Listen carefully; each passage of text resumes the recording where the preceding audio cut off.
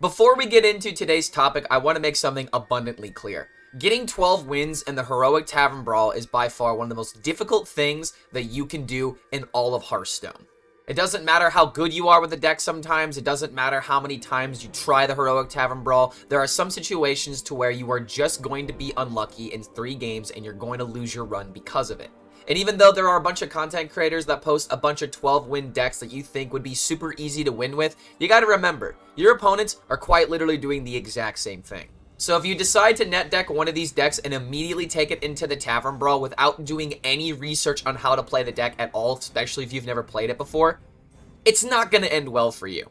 And to prove this point, I pretty much did exactly that, where I was like, you know what? Frost DK seems like a really easy deck in order to get some W's with. Why don't I just take, the first deck that I saw, and I am including that in this video, by the way, and just try my own, let's see if I can do it off stream, because I tend to play better off stream. And even when I was focusing super hard, and I know the ins and outs of Frost DK extremely well, I ended up losing to a Frost DK with Renathal in it because they had the absolute nuts. I ended up losing the mirror, and I think I also lost to a warrior. I actually forget what my third loss was against. But the point that I'm trying to make here is that the first time you enter the Tavern Brawl, you're not automatically going to get the 12 wins. So if you decide to pick one of these decks, please, please, please, please, please do your homework and make sure you know the ins and outs of almost every single situation with this deck.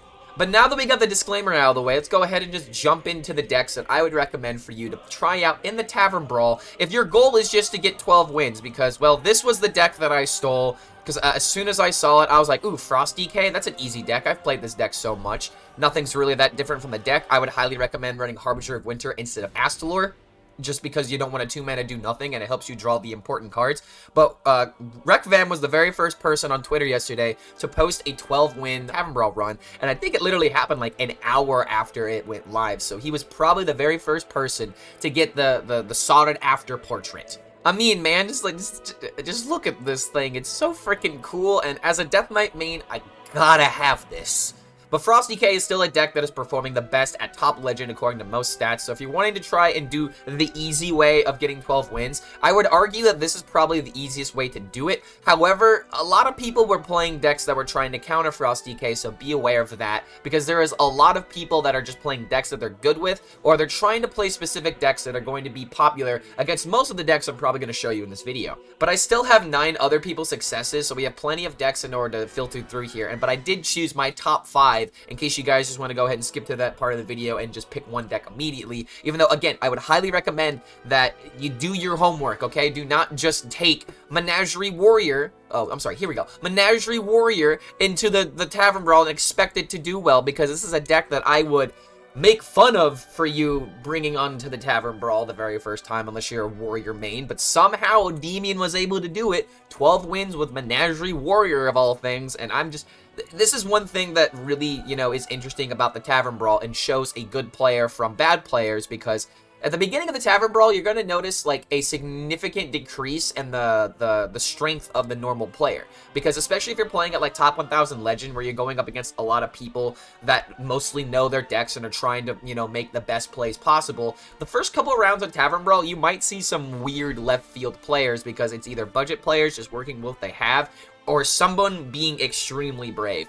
But this is probably the bravest way to get 12 wins, and, I wouldn't recommend it, but apparently it is possible. Next up is probably the deck that I would recommend is the safest one to play if you're trying to counteract a lot of the control priests that you'll be seeing on the ladder. Granted, that matchup is not 100%, the easiest thing to win in the world, even though it is favored for you. Control priest is just a nightmare to go up against if you don't know how to play around it. But the Viper was able to go 12 wins with this version of the deck that actually runs some 4-drops. Like, this is pretty much the old list, except they cut out Chaos Strikes for Dispossessed Soul. And I think the reason why this is slotting into the deck now is because you can find extra relics. That's probably the main reason. You can find an extra Zymox, which is huge. You can find another Lady Setheno in matchups where you want to try and find double Lady, or maybe you want to do your combo twice. And then, who knows, maybe like Christmas Land situation, you have Photographer Fizzle, find the snapshot, find a copy of the snapshot on your deck, because it is a copy of the card, so I'm pretty sure this interaction would work. But Dispossessed Soul seems like a pretty interesting way of making Relic Vault useful when you're not actually playing relics. So I think this is a pretty interesting list, and the Viper is a player that I have known for a long time, and I'm pretty sure he's gotten 12 wins in every single Tavern Brawl. So Relic Demon Hunter is probably going to be the first deck that I try out, because, I mean, I've played a lot of Relic Demon Hunter. I feel like I know how the deck plays, but it's either this or I'm going to have to play Priest. And that's exactly what's next, and of course, what better way to showcase Priest than the Priest main himself. Zeddy ended up going 12 wins with a deck that was very similar to Meaty's original control list, and we'll get to that difference here in a second. But yep, 12 wins, very, very nice. Just look at how beautiful that portrait is. I cannot be a Hearthstone content creator who mains Death Knight and not have this portrait. I gotta get my hands on it. But the only difference between this deck, and this actually isn't the right deck. There's one card difference that Zeddy already made apparent, where he says the picture is actually outdated. That's Meaty's original list in the original tweet. The one picture below swaps out Sister out of ETC and puts an audio amplifier into it. So if we take a look at the deck, the Sister is in, and the audio amplifier is within the ETC, so it's pretty much the exact same deck, of just with a slight difference. And I imagine that you're going to be fighting a lot of control priests, so having Sister in the main deck kind of makes sense if you're going to be going up against the mirror, because you need cards that actively, you know, add stuff into your hand and don't draw. Like, if you want to learn something about Priest at all, especially if you're going to play the mirror, just do not draw cards. You just never draw cards, because then you take in fatigue faster, and especially if you keep triggering the location in the Priest mirror, you are probably going to fatigue yourself extremely quickly. But, I mean, I would only recommend playing this deck if you have the patience to play Priest, because Zeddy went 12-0, but apparently this took him 4 hours. I don't even want to imagine how many Priest mirrors that was, but you cannot play this deck if you don't know how to play the Priest mirror, okay? I don't know how to play the Priest mirror, so if you want to check out how this actually works, you know, go to twitch.tv/ClarkHellScream to see me absolutely fail the Priest mirror. But I have 3,000 gold, and I'm only going to be playing Tavern Brawls as long as this is available, so either until I get the 12-win portrait or until I run out of gold. And if we keep getting 12 wins, we're never going to run out of gold, so let's just keep hoping that we can get as many wins as possible. But if I'm doing it with Priest, I may have some shame at the end of the day. While on the opposite side of the spectrum, if you're somebody that doesn't like Priest but loves going Face, apparently RonMexico ended up going 12 wins with Face Hunter. And this is a deck that's been kind of emerging on HS Replay these past couple of days, but he's kind of taken his own spin on the list, putting in collateral damage, putting in Hope of Kel'Thuzad, and putting in Hydrolodon in what seems to be a very aggressive Hunter deck. And honestly, I feel like this is a deck that just worked because RonMexico has been a Hunter specialist for quite some time, and has been making it his mission to try and make Hunter a legitimate class throughout all of this expansion, actually. Like, kudos to the guy for having the patience of dealing with what Face Hunter is capable of right now, because this seems like a pretty, you know, tight list in all honesty. I'm not really like a fan of analyzing Hunter decks because I myself am not really a Hunter player, so I can't say if this deck is good, I can't say if this deck is bad for my own experience, but I'm gonna trust RonMexico because this guy plays a lot of Hunter and is pretty much a Hunter specialist. So if you want to go with Face Hunter, maybe the version on HS Replay isn't the way to go, because this deck has a lot more late game, and the biggest issue that I have with Face Hunter is how quickly it runs out of damage. Now, this is actually a deck that I would not recommend to bring into the Tavern Brawl Pure Paladin, and the reason why is because I feel like this is going to be the easiest deck for decks like Control Priest to beat up on. This may be like the best deck according to HS Replay across all ranks, but the higher you get into any sort of MMR or ranking system in Hearthstone, you notice that Pure Paladin is a deck that you can easily play around, although one thing to keep in mind is Light Rays and Garden's Grace really do go a pretty big distance in this deck. But if you have anything that's like removed, it can feel pretty bad. So this is probably the easiest deck to play, but this is not going to be the easiest way to get 12 wins, even though I think Briarthorn went 12. Okay, he went 12-1. For a second, I thought he got 12 wins immediately with it. But this is just one of those decks to where when it curves very well, it does feel unstoppable. but if you have one of your turns stopped, it's really hard to get that tempo back.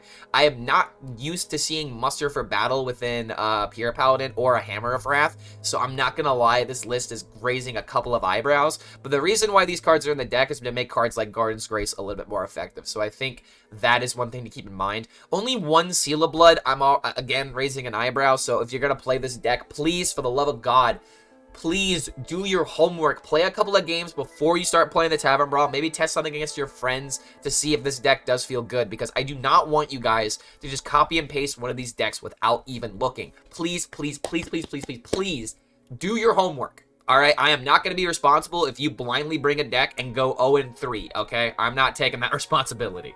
Next up, we have yet another Frosty K that went exactly 12-0, automatic 12 wins. Not bad, man. Not bad at all. And the only difference between this list and the last list is that there are two Harbinger of Winters, one Might of Minithel, as well as the inclusion of Hardcore Cultist for...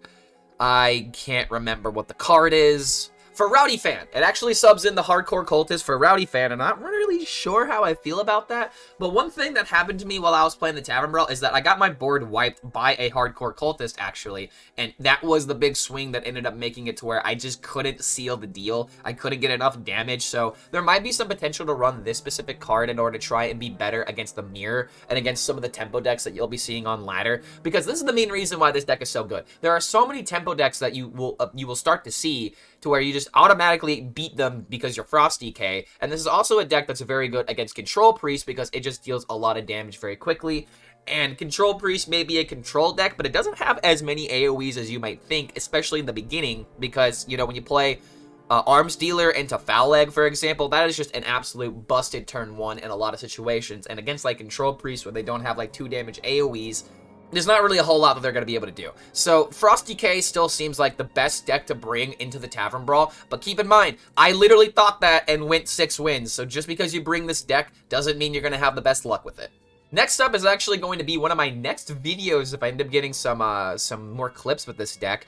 But currently, Judgement is rank 2 Legend as well as achieving 12 wins in the Tavern Brawl with Aggro Mage. And I gotta say, this is a deck that I've been seeing a lot more frequently on my ladder climb. And this deck is kind of scary in all honesty, dude. Like, there's a lot of decks that just, you know, scam a big board. And if you're not doing that big board as early as you can, then this deck is just gonna be the menace on the ladder that you'll be going up against because it's just constantly developing a board and then suddenly it's hitting you in the face. And this is one deck that I think I might try out today, but again, I'm not just going to blindly bring this deck into the Tavern Brawl until I play some games with it on ladder because I definitely don't want to just throw everything away and then not play this deck optimally.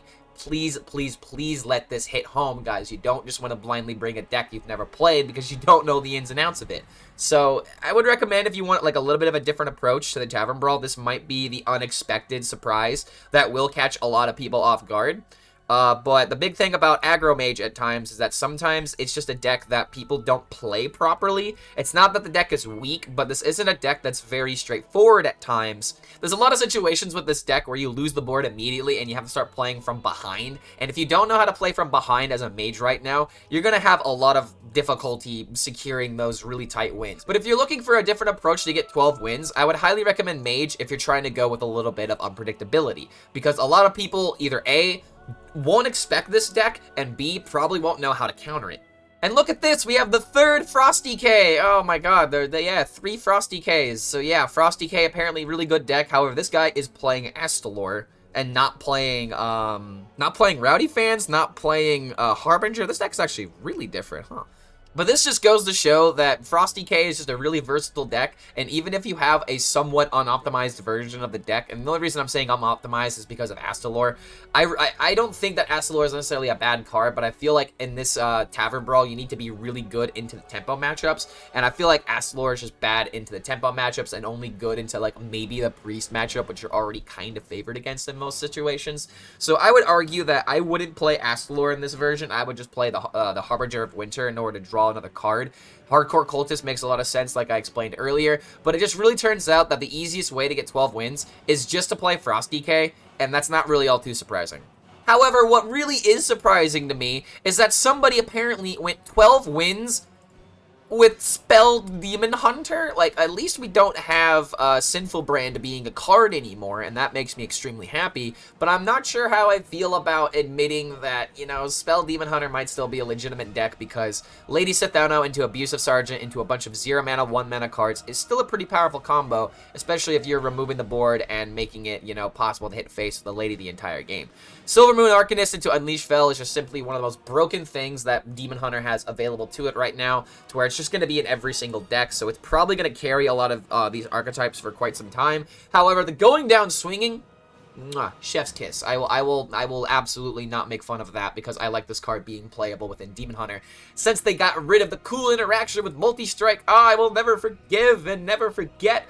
But I will forget about this deck entirely on my stream today, because I don't want to admit that Spell Demon Hunter is a thing. But hey, if you want to catch somebody off guard being like, hey, guy, I'm playing Relic Demon Hunter, you're going to mulligan around Relic Demon Hunter, and then suddenly the Scythe happens on turn 1, they're like, oh, wait a minute, I have no idea what to expect. So this might be a deck that's worth bringing if you want to catch your opponent off guard, but it is Spell Demon Hunter at the end of the day. I don't know if a lot of people want to subject themselves to that kind of torture. But just to go over my top 5 at the very end of the video, because we've talked about a decent amount of decks, I believe the best version of Frosty K is just the one that Reqvam posted. I like the idea of Rowdy Fans, like the idea of Harbinger of Winter, in order to go like all in aggression, and then drawing the cards that we need in the late stages of the game in order to actually solidify our win. And then, you know, cards like Pozic just make a lot of sense. Mina Minothel's absolutely busted. I would never recommend only running 1 copy of this card, because when you play it on turn 5, turn 6, setting up in a Frostworm Fury, it's just game ending. We all know how Frosty K works. I don't want to recommend this, but I'm gonna recommend this, because I'm probably gonna end up trying this today to see if I can get the easy 12 wins, because it's not about how good you are as the Priest player, it's about how bad your opponent is to playing against Priest. So you can use that against a lot of players, especially if you're a good control player, to where you can kind of think about your outs, try to plan ahead a little bit more, because this deck is going to be the newbie destroyer, and I'm really hoping that if I end up bringing this, that I get, you know, my 12 wins immediately, so that way I don't have to, you know, feel bad about not getting the portrait and also bringing Priest.